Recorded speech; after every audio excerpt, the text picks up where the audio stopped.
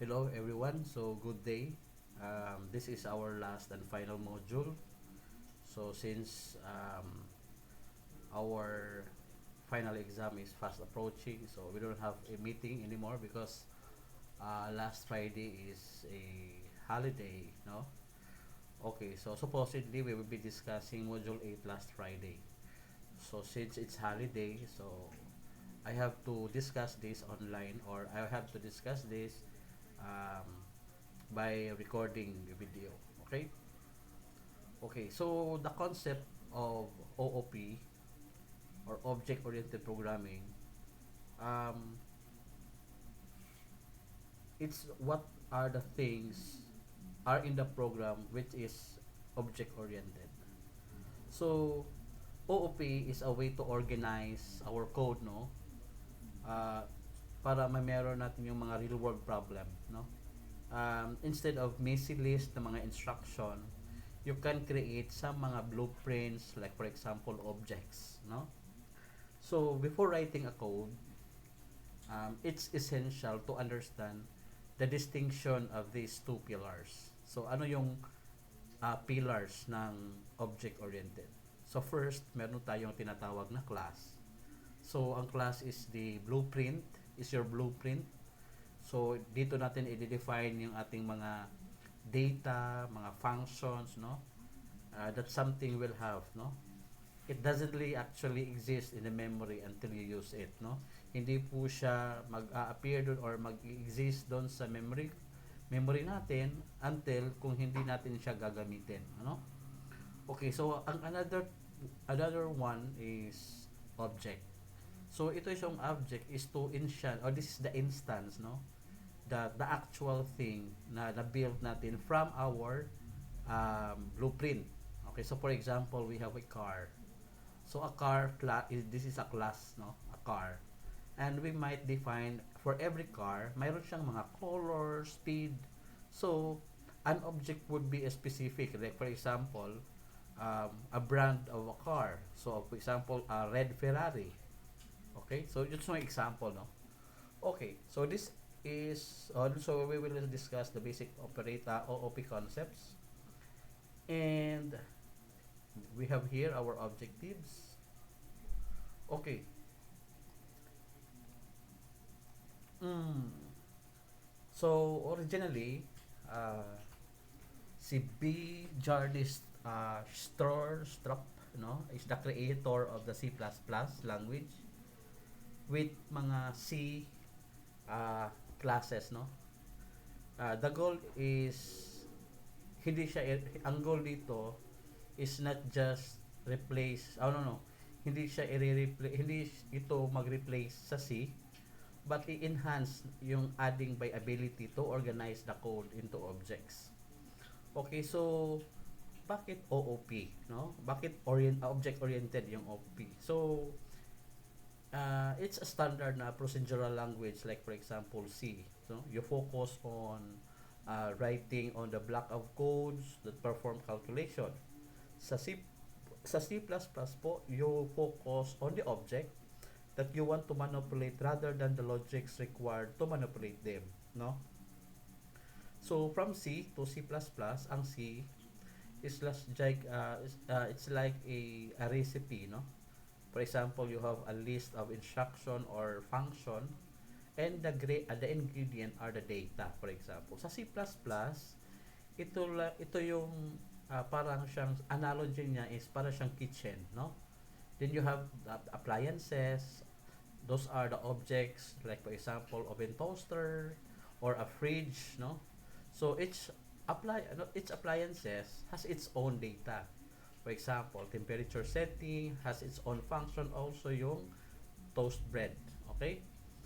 So ang OOP, uh, ang part ng object oriented ay may dalawa pong bagay, no?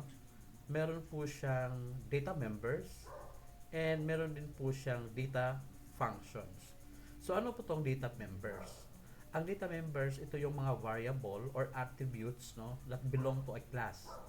For example, kung ang class is a smartphone, so of course your data members might be For example, battery level or a model name. Again, a class like for example a smartphone, and yung data members ng under smartphone ay mga battery level, model name, no? Another thing, meron po din tayong member function which is our methods.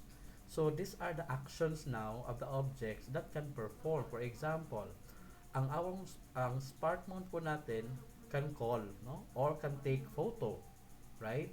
So yung kanyang behavior or actions, no? Yung ating member functions. Okay? So again, what is class? So a class is a user defined data type. Okay? Like for example, just like an int. The int, it holds an integer, right? And the character holds a character, or char holds a character.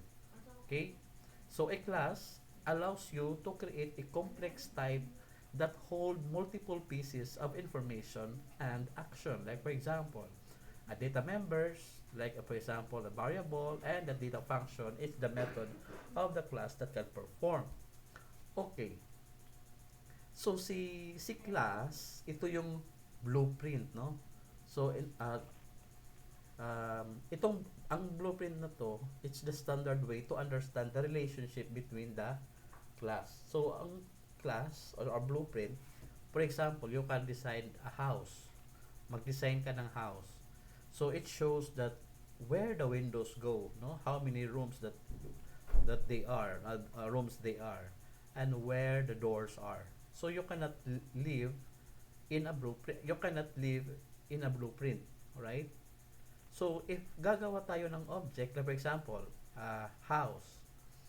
So ang object ng house, you use the blueprint to build the actual house. So the house exists in the real world. For example, a computer memory. Or you can build 100 houses from one single blueprint. Okay? So, ayun po, no? So, in our C++, um, yung class, no? Itong ginagamit na class keyword is used for example. We will have a example here in C++, no? So, for example, meron po tayong class na student. Okay. So, itong class na student, meron tayong mga data members. Okay? Dito natin i-declare yung data member. So, meron tayong access all, for example, public. Yan. Then, our data members are string. Like for example, string. So, ano yung string na data sa student? For example, name. Name. Di ba? And then, another is age. So, of course, ang age is integer. So, ngayon,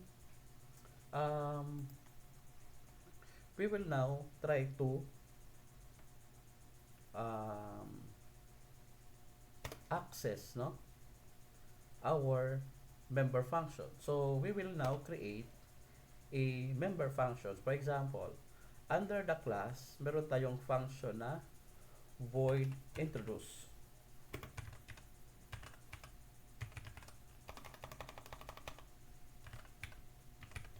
Yan. And then, so now, see out. For example, nag-introduce tayo.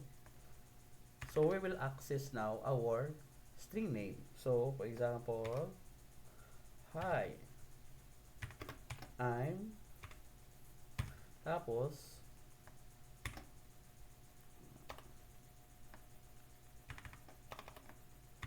yan, name.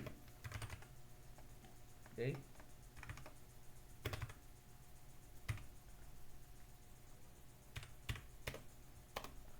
So, ayan. So, dito, int main.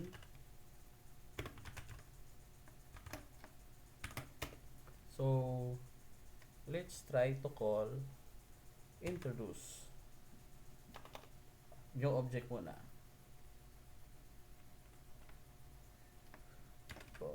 example, student,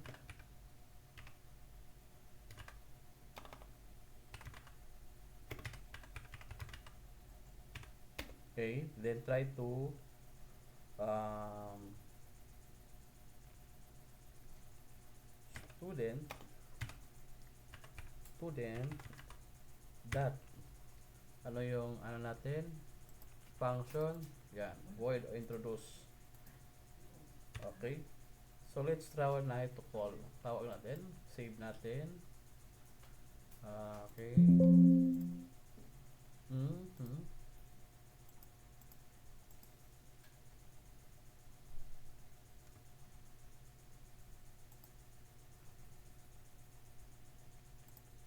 Sige.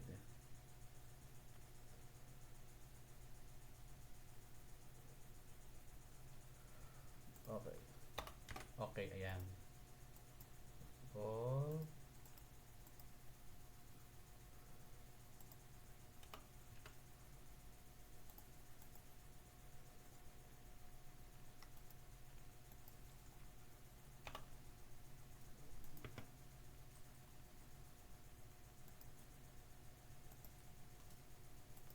Okay.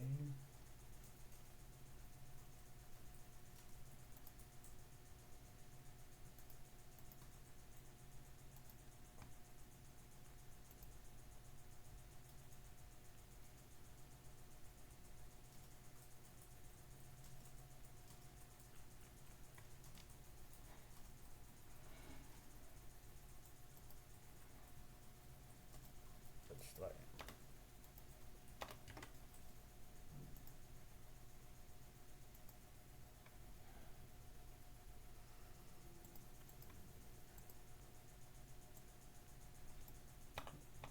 Okay.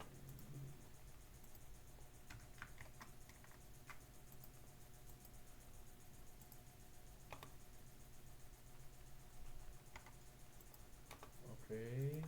Ano natin?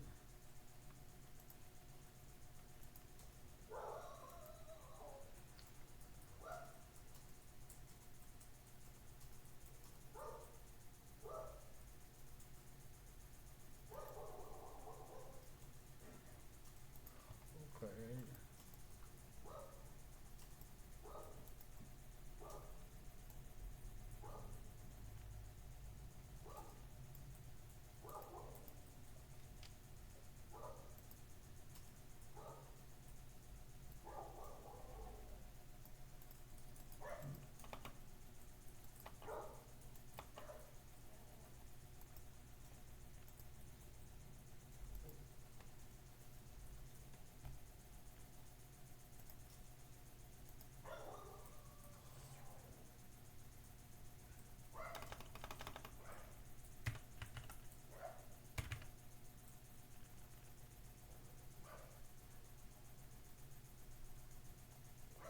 Okay. Hmm. Kaya pala I forgot.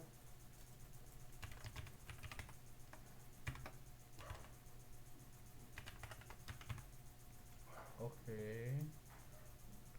Finally.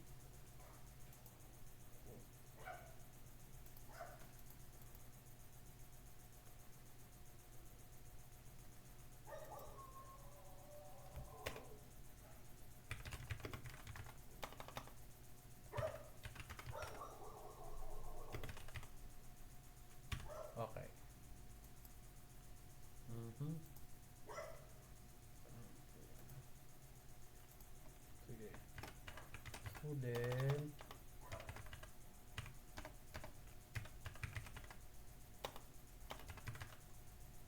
Mm-hmm. Okay, dito na.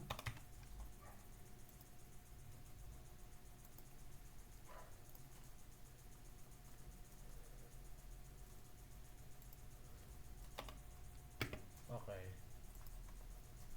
Okay.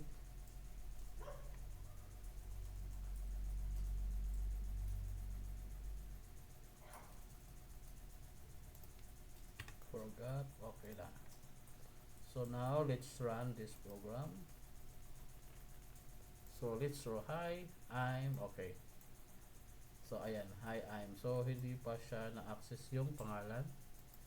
So since magdi-declare tayo, for example, so student, example dito ha, ano tayo, si student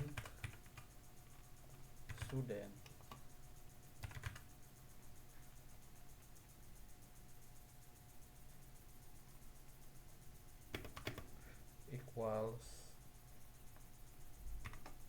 example, Jennifer Sabonsolen.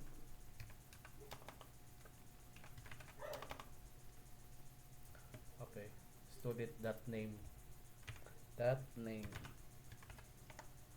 Okay, tapos Jennifer Sabonsolen. Okay, let's try to run this. Compile muna. Stop. Semicolon muna. Ayan. Compile. Run. So now, meron na po yung output. Hi, I'm Jennifer Sabonsolen. So lagyan natin ng space. Ayan. Ayan. Sige, run tayo ulit. Compile. So yun yung sample, no? So dito sa example natin, okay? So nag-create po tayo ng student class. Ayan. Si student class, meron po siyang data members, no? So ano yung mga data members natin? So dalawa pong data type. Ang nakaganda dito sa OOP, it can handle multiple data types. So ang first data type natin dito is string. String name natin, variable is name, int, and our variable name is age. Now we create a function or a methods, no, that access our name. In-access po natin si name. So dito dapat lalabas yung pangalan. Since wala pa pong data, so magtatawag tayo dito sa main program. Kasi hindi po ito ma-output kasi wala tayong main program. So si main program, since you have to create another object, no? So si student, yung ating class, i-instantiate natin as student. So ito na yung magiging object variable natin, no? So ngayon, para ma-access po natin si name na data type, name na variable, you just simply access the new object dot then the variable, okay, equals, then binigyan na natin ng value si name. Ngayon, so ipapasa na niya, once na mag-run po tayo, ipapasa niya yung laman ng ating student.name, which is Jennifer Sabonsolen, dito sa ating introduce, kasi nag-a-access po tayo sa function, no? So since ang student ay ating class, bagong variable natin sa object, so student dot then our function here, no, introduce function. So ngayon i-access niya, so hi, I'm, then ano yung student name niya, Jennifer Sabonsolen. Gets? Okay, so yun, simple pa lang yan, ha. Mag-create pa lang ng class, then in-access pa po natin yung kanyang member function. Okay, so ngayon punta tayo sa object. Okay, si object naman, this is the basic unit of the object-oriented programming, no? So ang nakaganda niya dito, this is an identifiable entity, no, that needs have three specific things. Number one, state or characteristics, meaning it is represented by data members or variable. So for example, ang phone is the object. So now in the state of in that state, it might be the battery is equals to 80%. Okay? So that's the state or characteristic ng ating phone or the object. Okay? So next, ang behavior niya, kailangan it represented by the member function. So for example, ang phone na class or a state or characteristics can make a call, for example, or you can send a message. So that's the behavior of your class. Now, in identity, ang pinaka-identity niya, even if these two object has the same state, so there are two identical, for example, black iPhones. So the computer treats them as a unique entities, no, with a different memory address, even though they are using one class. Okay, so they can create 2 to 3 objects, ano, in one class. For example, uh, sa concept ng name, for example, sa name, yung class niya ay dog. Then, ang dog, ang object niya, ini-instantiate natin yung ating class puppy, no, my puppy. So my puppy now is our instantated na object, no, from our blueprint. Another thing, for example, meron kang data. So ang data niya ay string, breed, and at saka yung age, no, yung integer age. Ngayon, bibigyan natin ng value. Si breed ay, for example, beagle, and age is equals to 2. So for example we have here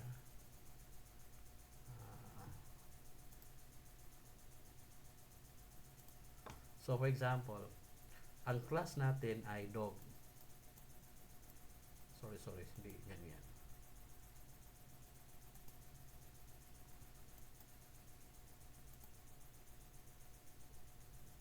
Hindi pa tayo makapag-edit dito. Never mind. So, paano tayo magsusulat? Ayan, gawa na lang tayo. So, for example, yung name niya ay dog. Okay? At saka, dito, mag-create tayo ng value. So, ngayon, yan. So, create muna tayo ng dog.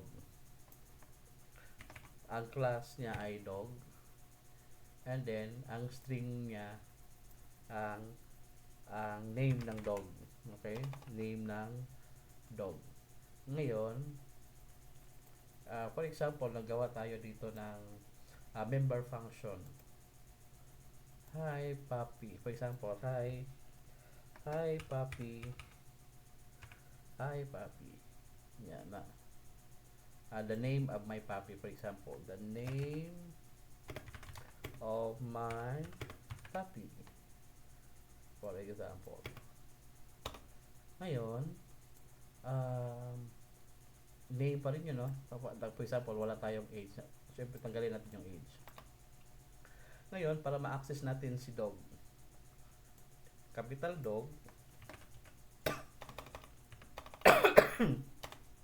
capital dog, for example, dito, create tayo ng bagong variable sa ating object.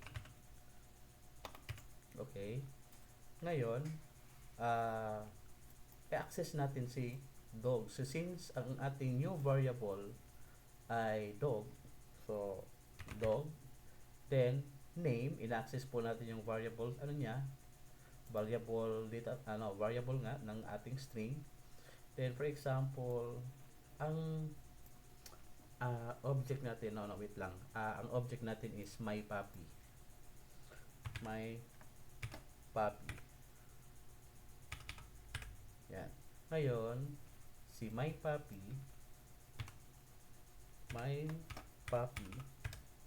is our name. So, ang pangalan niya, ang puppy ay si puppy daw tapos bulldog. Sige lang, for the sake of example. So, ngayon, my puppy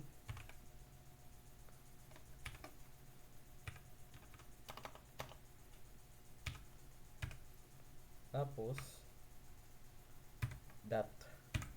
Yan, introduce. Yan. So, try natin. So, compile and run. So, tingnan nyo guys. The name of my puppy is Bulldog. Kulang dapat. So, is yan. Compile and run. Okay, so yan. So, the name of my puppy is Bulldog. So, that's the output, no? So, that's how we have a name, which is our class. Then, ang create natin object, ang my puppy. Now, we created also a member function under sa ating um, class na dog. May member function natin. So now, how do we create a object? So of course, we access the class dog, and then we create a variable na object, no? So our object now is my puppy. So si my puppy, para makapag-create or makapagbigay tayo ng makapagbigay po tayo ng value, so just access the my puppy object that kailangan kung gusto mong i-access po yung ang kanyang variable which is name, lalagyan nyo lang ng dot tapos name, then equals the value, and then pag access nyo po dito sa member function, tawagin nyo ulit si object dot, then ano yung pangalan ng ating function, so introduce, then semicolon. So that's how we access the. So paano sir if ever bagong yung bagong data type, so insert ka lang dito, for example int ang edad ng ating puppy, for example age na variable. So to access that,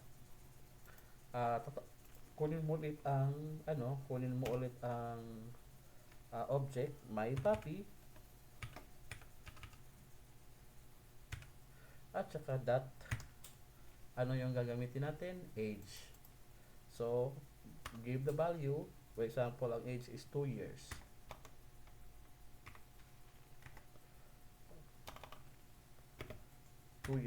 Old. Okay? So, ngayon, sa introduce natin, magdagdag tayo ng i-access, no, yung output ng age. So, for example,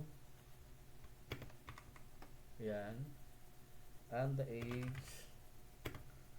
age of my puppy is, tapos access natin yung variable age lagyan natin ng space para mas maganda yung output. Okay, and then ayan, try natin compile. Oops, walang semicolon. Compile and then run.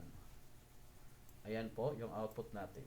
So, this is the name of my puppy is Bulldog and the age of my puppy is 51. What? 51? For a while. Hindi po 51. Be? Yan. Ayan. Compile. Since ano siya, isang quote lang, no? Single quote lang dapat. Tama ba?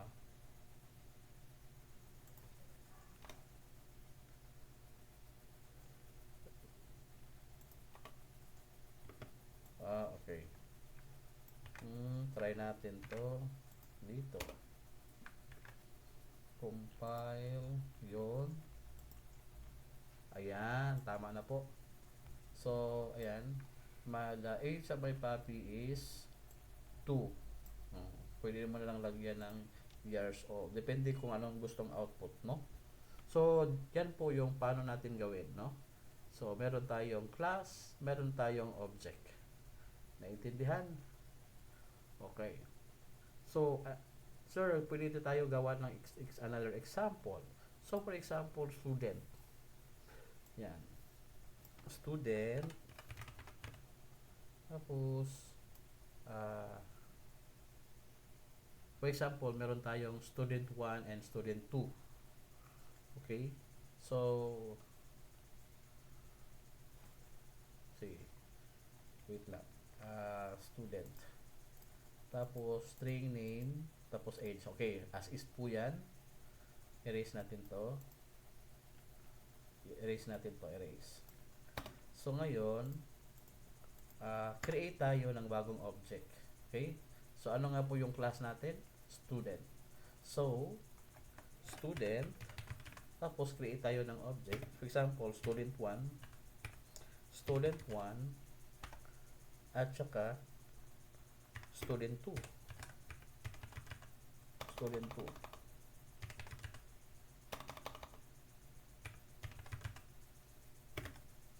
Ayan. Student 1 and student 2. Ayan. Ngayon, we will now access our data. So for example, we will give a value of each data or each variable. So anong unang object natin? Meron tayong student 1. So student 1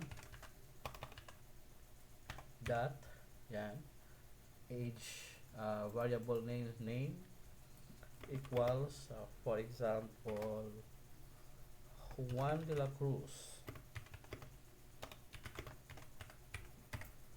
Okay. Tapos, yung age, student 1 dot yung age. Okay. So, for example, 17. Okay. Ngayon, may data na tayo sa first student. So, ang pangalawa, student 2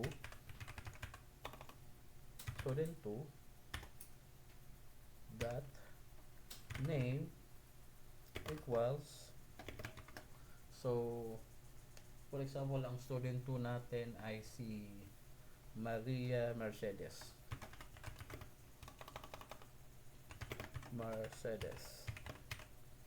Okay, then ang edad ni Maria Mercedes kasi matanda na siya, hindi pa rin tapos sa pag-aaral. Student 2 dot age, for example yung age ni student 28 na po siya, no? So ngayon i-print na po natin, no? So the name, sige, yan. The students are who are failed. For example, failed are, so student 1 and student 2. Dito student 1 tapos pangalawa student 2.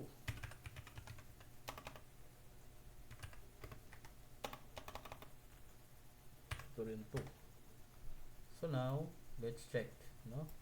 Compile. Oops, student no was not declared.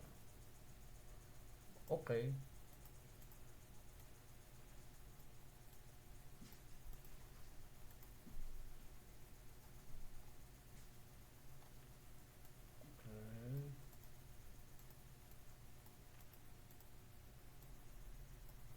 student 1, student 2. So let's try muna to sa student 1 muna tayo.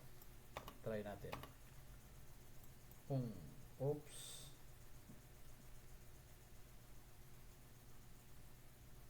Okay. Kasi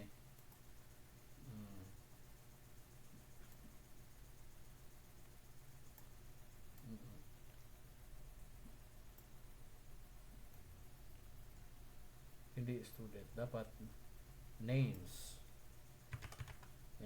yan.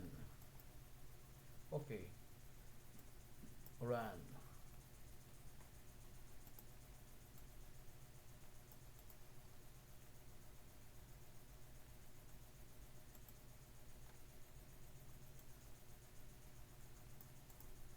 Name.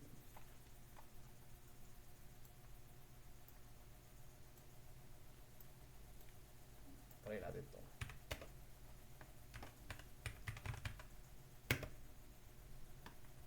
Okay. Compile. Run. Oops.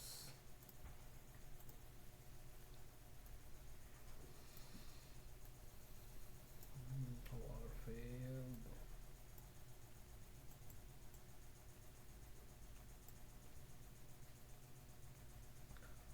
I see. Wala pa tayong show. Ayan. So, nakalimutan ko pala. Student that introduce. Student 1 muna. Student 1 that introduce. Ayan. Tapos, student 2 that introduce ulit. Okay. So, ayan na. Dalawa na po yung student. Compile. Run. Ayan. So, the first student who failed is dapat is Juan de la Cruz. The students who failed is Maria Mercedes. Okay? So, ayan. We can create one class and we can also create two object in a one class. No? So, kung makakreate tayo ng dalawang object, of course, we can access both data types or names of variables under on that class. Okay? So, simple lang. Yun lang yung class and object. No? Pero meron tayong mga data, no? Data members. Okay? So, what are those data members? Meron tayong string, name, int, age. No? And we can also create different data types under here, no? Ayan. So, sir, next topic is abstraction. So, paano po yung abstraction, sir? So, ang abstraction is about reducing the complexity, no?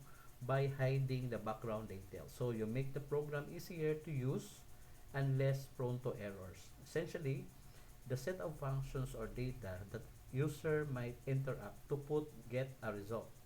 Okay, so ang kanyang implementation, the messy, the complete code behind those function that the user doesn't need to see. So, for example, no, ang abstraction natin, so example, meron tayong ATM. So, ang abstraction dito, you see the buttons, no, of our withdraw, deposit, and check balance. So, this is all our essential information that you need.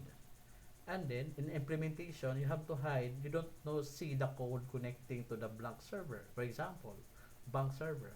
So, the database queries, checking your balance, and the mechanical gears, counting the cash. So, that is all hidden for you, no, from you. So, how we achieve this abstraction sa C++? So, of course, primarily, we will use two things, no, to implement abstraction. One, meron tayong classes. So, dito, we have to group the data and function. So, we have to decide which part are visible to the outside world. For example, ano yung visible lang po. So, we can create that edge. Okay? So, we even put what function declaration in a header file. So, this is how the actual logic, no, that we have to separate our CPP file to the users only needs to look at the header. So, for example, meron tayong tinatawag na access specifiers. So, yung public at saka private, ito yung mga access specifiers natin to help and define the boundary of the abstraction. So, the difference between an abstraction and encapsulation, kasi sa object-oriented guys, meron po tayong object creation, uh, encapsulation, abstraction, mayroon tayong polymorphism. Okay? So, yun yung mga properties ng object-oriented programming. Okay? So, later makikita natin ito.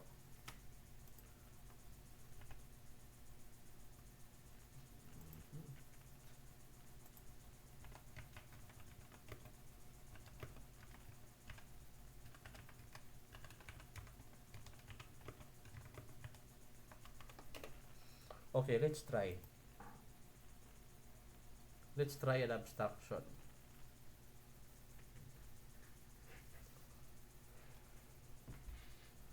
Ayan. So, erase muna natin to. Okay. So, first, ito pala yung i-erase lang natin.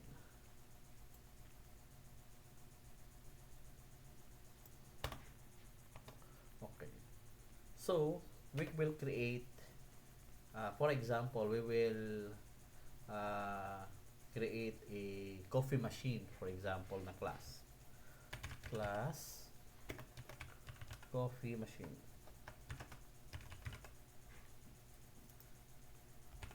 Okay. So, meron tayong access identifiers, no? Dito, yung ating access identifiers muna, hindi natin ipa-hide natin to yung mga important details, no? Na hindi dapat makita sa user.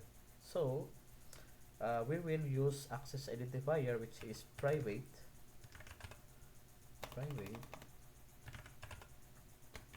and then we will now create mga hidden implementation details. Like for example, void, of course, hindi mo na sa sa coffee machine, hindi mo na ipapakita sa kanila kung ano yung ginagawa, no? Magpag-boil ng water, hindi na nila makikita doon sa coffee shop. Boil water. So ito yung sample na naka-hidden. So ano yung methods ni boil water? For example, okay, so nag-std po siya. So para hindi na tayo gagamit ng std na marami, so we have to using namespace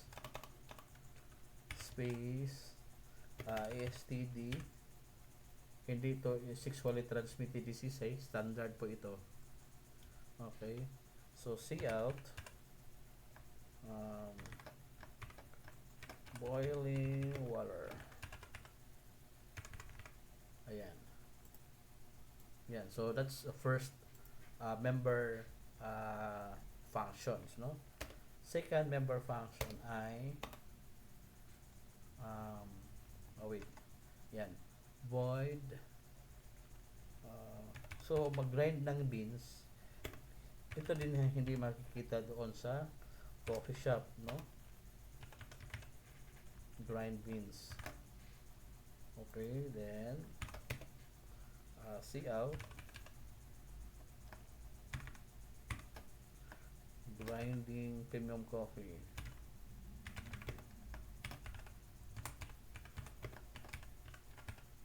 Ayan. Beans. And then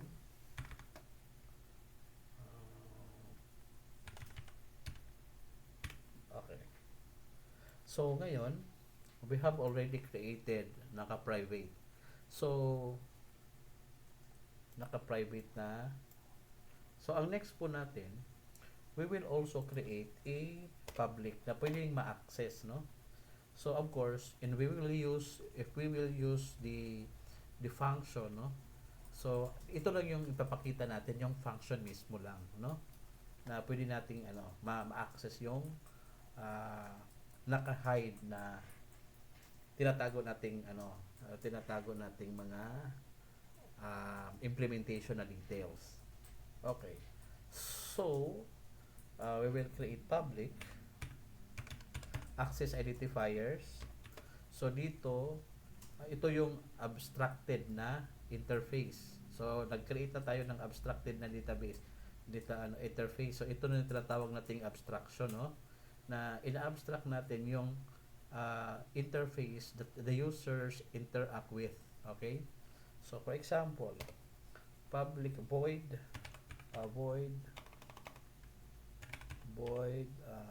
make coffee. Ayan. Okay. So, create function. So, ngayon, i-access na natin yung yung boil water, no? So, boil water function. Ito yung makikita sa user. Grind. Function lang yan dito pero nawala yung implementation dyan dito. So, grind beans. Okay, guys. And then, cout.